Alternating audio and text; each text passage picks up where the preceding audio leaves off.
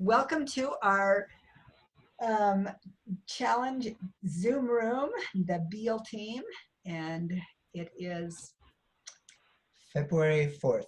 February 4th. Oh yeah, 2015. Great day and wonderful to have you girls on. Only girls except for David so far. So anyway, how's the challenge going? We're halfway through. How are you guys feeling about it? Thumbs up? Thumbs down? Good, Kristen. Is that a thumb up or down? I'm good. I'm happy. Good. Happy counts. That's just great. Well, lots of good things happening. You know, I think that the exchange on the wall is a lot of fun. So, hey, Robin, how you doing? Glad to have you. Maybe her speaker's not on yet. So I was just thinking about some of the things that we have, been learning in the readings. There's a lot of things to kind of keep in mind as we're, going through this. I saw that Denise, when she was writing, that she was hoping when she went in for her doctor check to see if her cholesterol would be down. And in fact, it wasn't. But she does have some hereditary thingies. So, but we know that eating healthy helps us, even if it doesn't make our numbers go down necessarily. So it's all right. I was thinking about, remember that reading on day 14? I think it was about the connection between fitness and longevity. And what they said was that that genetics really, really are important. And they have some influence on how long you're going to live. Yeah, the speaker's on. But But you're gonna then, be able to talk, so I don't think you have a mic. oh, we've got That's the problem. So I Diane didn't on have it. a power cord for this stuff. For the speakers, right? Mhm. Yeah. Maybe there was something that was No. weird. Actually, It's 2. mute. I just do that. There we go. We don't need to listen to Brent and Diane talk. Okay. She'll be on in a second. Yeah.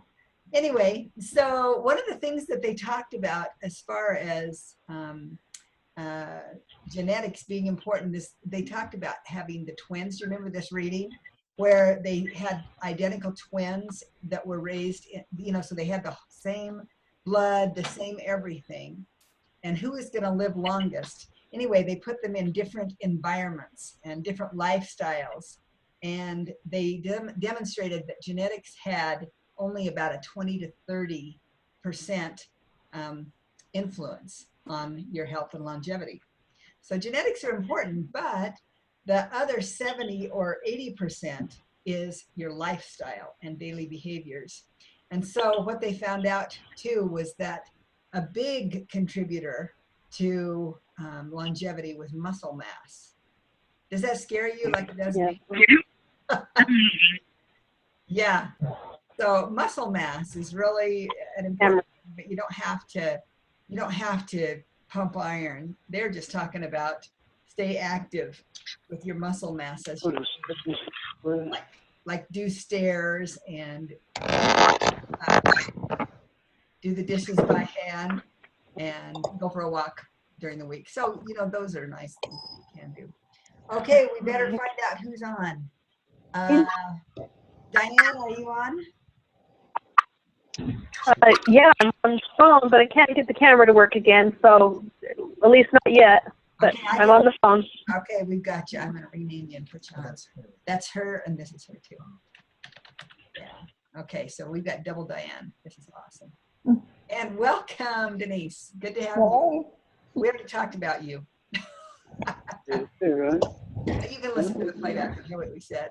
No, we were just talking about your how you're I'm not up here. genetic thing. What am I sliding up? So I thought it was interesting, Mom. I think what you were talking about was that on the video that guy did on the webinar the week too about the exercise? Did he say stuff about that? What did he say? I think that was because he was talking about the heredity, I think, in that one. And I thought it was interesting. He said something like, you know, fitness. I think it said fitness is, does anyone remember this? It was kind of like, it's better to be fit and overweight than skinny with no activity or something like that. Yep, that's true. Yeah. Yeah, that's true. What'd you say, Mel? Yeah, I remember that. Yeah, I remember that too. Well, we've got grandkids in here. You guys could say hi to these people. We've got grandkids this week, so it's fun. Anyway, so yeah, lots of good tidbits in the readings, I think, you know, that really... Okay, Diane, I'm going to mute you. Sorry, guys, I got to mute you. Okay. I don't know what they have going on, but Diane, Sounds we like muted you, A bad so movie. yeah. It keeps screeching, so I don't know what the deal is. I muted you. So you'll have to unmute yourself if you want to talk. I think it's a *6 on your phone. Okay.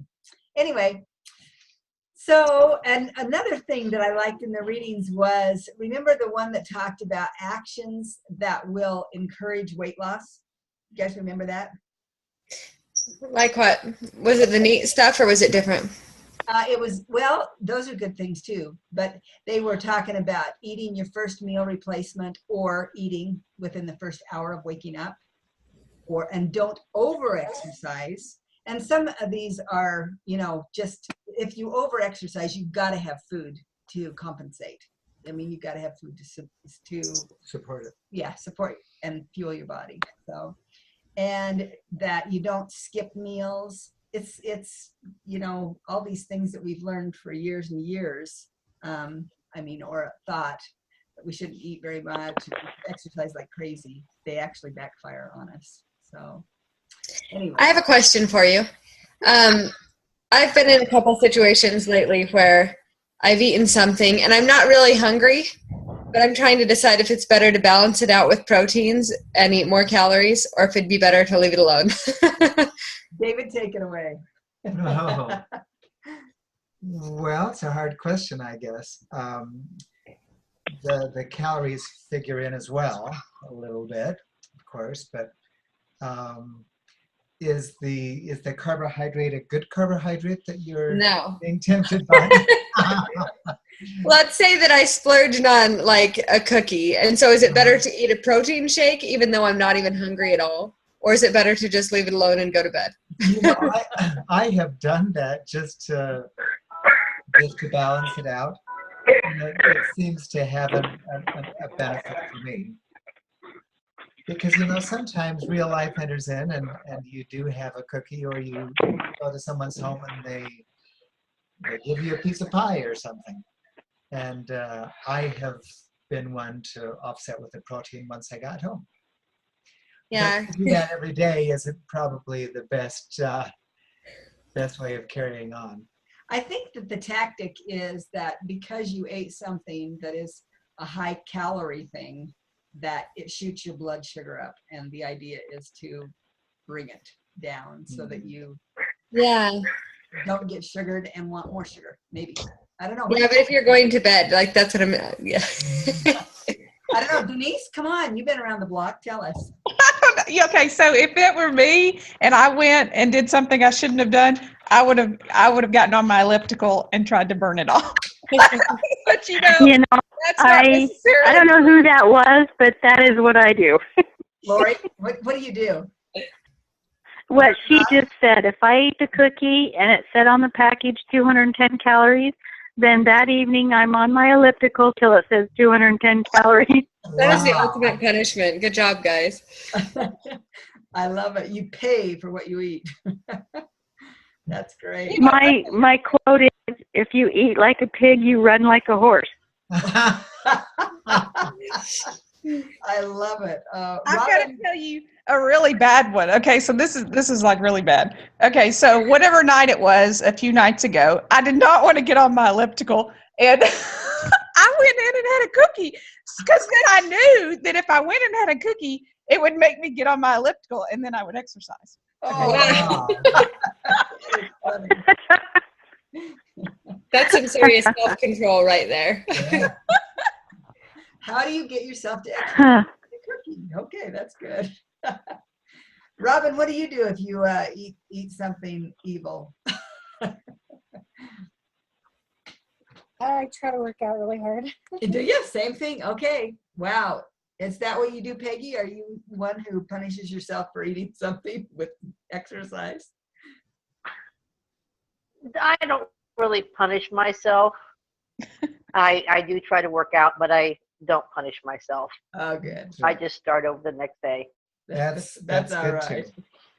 Hey, let me see if I can unmute Diane. Diane, are you there? I am. Oh, good. Oh, good. Did you hear these comments? Just no picture.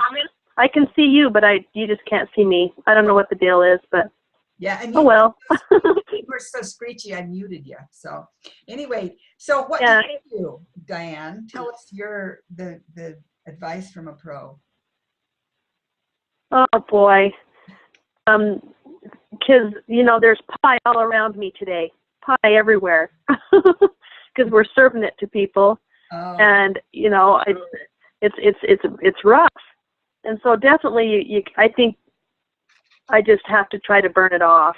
yeah. But then if you do one blow, where you blow it for a minute, you just can't say, blow the whole day then.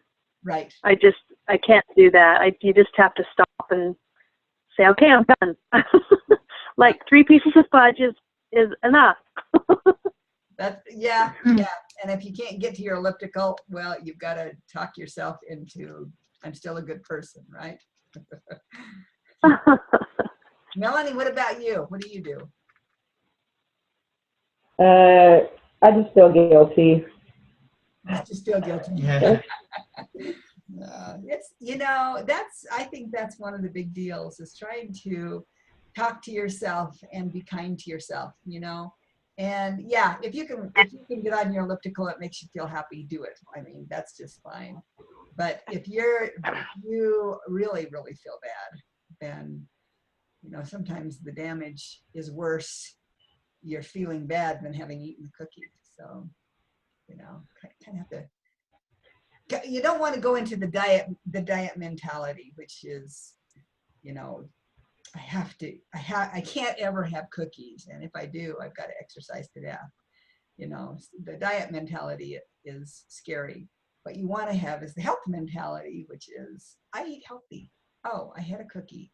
Yeah, well, I don't usually have cookies. So move on. I guess. I don't know. Mhm. Anybody have any things they want to ask or questions or suggestions or thoughts? How's the challenge going? Is it feeling good to you? I remember last week I thought, wow, this is going so fast. And now this week I feel the opposite. Like, really? We just hit halfway? That's remarkable. I know. We've got a ways to go. How many of you are halfway to your goal or better? Raise your hand. Oh, good, Chris. Well, not yet. Halfway. That's all right. We still got time. So, and some of us are. I think when. Go ahead, Go Laura. ahead.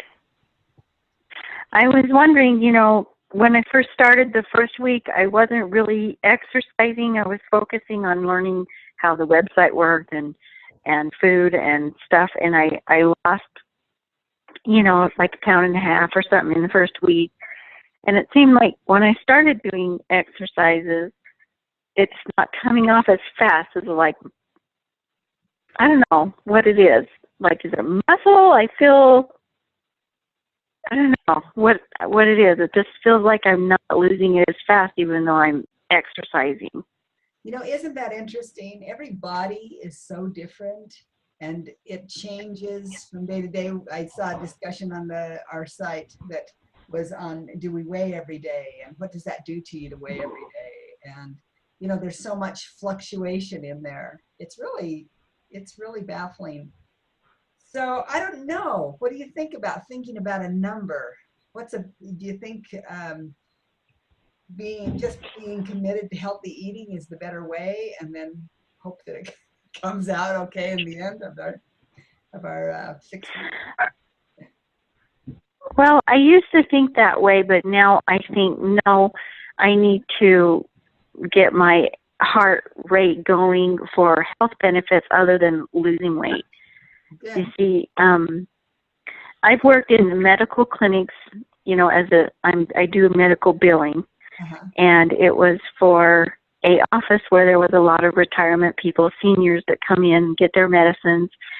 And after you do that for a while, and also my mother-in-law lived with me till she was 90, and you start seeing all these people with all their diseases and diabetes and high blood pressure and so many things happening, and I'm hitting 51 and going, okay, I need to exercise, not for I want to lose weight, but I need to feel healthier and have the blood pumping through my veins so I don't have heart disease, so I don't have diabetes, so I don't have these health issues that I watch all these people suffer from. And a lot of it is they're overweight.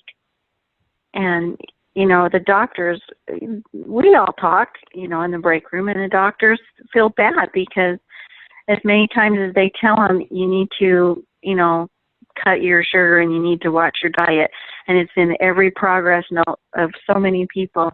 These people don't get away from the TV and they don't follow these diets, and that's why I don't want to be there. So I get on my elliptical machine, but I feel like, okay, shouldn't I be getting at least another pound a week, not just 1 pound a week?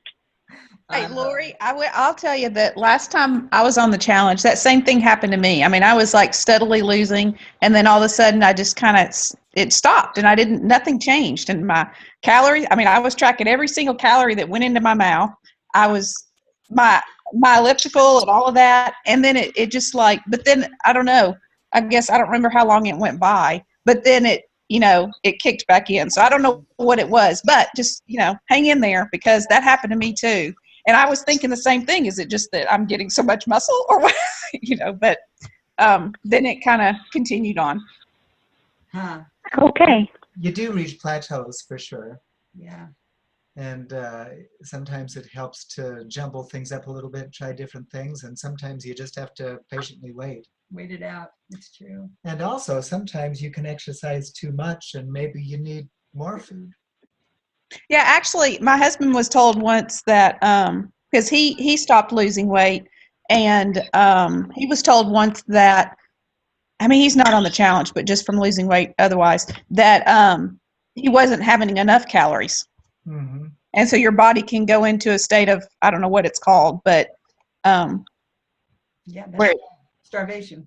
Yeah. So you're not having enough calories, and you don't lose weight because you're not having enough, and you really need to have more in order to continue to lose. And we have seen people in that predicament, and it's funny, but once they start eating more food, then and those are typically the big exercisers, that when they start eating more food, more good food, nutrition dense food, then they start losing weight again. Because their body isn't in a state of thinking that, I've got to hold on to all of my fat stores to sustain life. That's the funny thing that happened to us over the millennia of time, that we used to be hunters of food, and we didn't know necessarily when we'd get our next meal. And so nowadays we're not hunters anymore. We have plentiful food, but our bodies haven't evolved that way to know any better. Yeah, that's great. I was There's thinking another about, granddaughter. There's Kelsey. Oh yeah, she was in our video. She was the one going up the stairs. She turned around and waved at everybody. Anyway, so I was just thinking about the idea of being committed. Really, and this is what you're talking about, Lori, being committed, that you are not going to be one of those people who has high blood pressure and so many hard, difficult problems. Anyway, this reading that we did, and I'll just read it to you again so it'll sound familiar, but when you're truly committed to achieve your goals, you have an entirely different outlook. And remember, it's the difference between interested and committed. unlike being interested, where it doesn't take much to distract you from your goals, being committed means you stick with them no matter what. Rather than depending on results to help you stay on track, you work on keeping your motivation strong, knowing the results will follow. You don't blame circumstances or other people for your struggles. Instead, you stay with your plan in spite of not having enough money, time, or supportive friends and family. Look carefully at your current efforts. If you tend to easily fall away from your weight loss plan, decide if you're taking the interested approach. If so, strive for being committed instead. Start adopting a no matter what attitude, then convince yourself you can stay with your goals regardless of your daily challenges. I love that because, well, like Lori, just the last few weeks as I've gone to physical therapy, that room is chocked full of these people who have to have physical therapy because they are so overweight and their bones are just, their bodies can't, they can't carry that kind of weight without having difficulties in their back or their legs or their shoulders or whatever. And boy, I'll tell you, that's, everybody needs to go to work with Lori and with me to physical therapy, and you will not be interested, you will be committed to have your help because, wow. And I've talked to quite a few of them. I think I'm going to get some of those people on our challenge next time. Come be healthy with us because it's possible. That's the good thing. Yeah. Anyway. Lori, more to say? Tell us more. I'm sorry? I said, do you have more to say coming from your medical background? I'm sorry, I can't understand what you're saying. I said, do you have more to say coming from your medical background? Oh, no, just, you know, just watch people in the stores. Yeah. And, you know, you can see that we are bombarded with stuff that is not good for us because it's cheap, you know, easy. And, you know, I live with my husband loves to cook, and right now him and my son are downstairs eating a steak and potatoes. And my mother-in-law lived with me for 20 years, and she loved to cook, or 10 years. And, you know, I ate what they cooked, and I blamed my 25, 30 pounds on, well, you know, she likes to cook at 7 o'clock at night, and I can't help it. The smell feels good. You know what? It's my excuse to have eaten it. And I didn't know portion size. I could have said no. I can't blame it on the packagings in the grocery stores. I can't blame it on my husband's cooking. I can't blame it on my mother-in-law. It's my mouth. And Yes. my choice is now to take off what I put on in the last 10 years. And if it takes me, you know, a year to do it, well, it takes me a year. Well, that's, yeah. Boy, yeah, that's taking the blame and you know, placing the onus Responsibility. straight on us. Hey, welcome to the party. Just dropped off. Natalie, I was just welcoming her and she left. Anyway, well, yeah, Diane, go ahead. I think it's very nice to have people that are in it together and being accountable, reading everybody's stories and stuff. I felt like I have a family of people that are cheering me on, cheerleaders that are in the same boat. And, you know, I'm excited to have found this. I'm happy that Lisa Glad, you know, thought enough to invite me. Oh, so good.